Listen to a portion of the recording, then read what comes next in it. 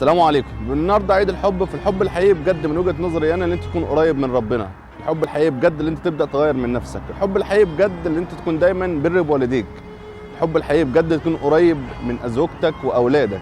الحب الحقيقي بجد اللي انت الكلام الكويس اللي ممكن تقوله لحد تاني اولى بيه زوجتك واولادك. الحب الحقيقي بجد اللي انت تجيب الهدايا اللي ممكن تجيبها لحد تاني تجيبها لزوجتك ولاولادك. الحب الحقيقي بجد اللي انت دايما تكون سند لاولادك ومعاهم في ظهرهم في كل حاجه. الحب الحقيقي بجد اللي انت تعرف تفصل ما بين مشكله ما بينك وبين طليقتك وتعرف تجيب كل حاجه لاولادك عشان دايما يفتكروك بالخير. الحب الحقيقي بجد اللي انت تبطل تخلي زوجتك تقف قدام المحاكم عشان تاخد 400 جنيه لاولادك اللي هم المفروضين عليك. الحب الحقيقي بجد اللي احنا نبطل غل وحقد وكراهيه وحسد ونميمه ببعضينا. الحب الحقيقي بجد اللي احنا نغير من نفسنا. الحب الحقيقي بجد انت دايما تكون سند وظهر لكل حد ممكن يكون قريب منك. ده هو بجد الحب الحقيقي.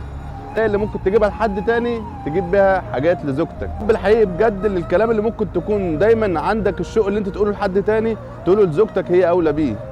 الحب الحقيقي بجد اللي انت ما تنكرش وقفتها جنبك طول ما انت مسافر وتقول لها هي المفروض تقوله. الحب الحقيقي بجد اللي احنا نبدا نغير من نفسنا ونشوف الافضل ونعمله.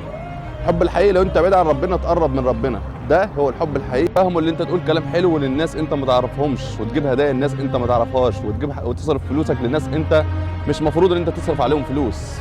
ده مش حب، ده وهم وكذب على الفاضي. الحب الحقيقي بجد اللي انت دايما تكون سند لاهلك ولناسك ولاولادك ولزوجتك وتكون معاهم دايما سند. ده بجد هو الحب الحقيقي. السلام عليكم واشوفكم على خير.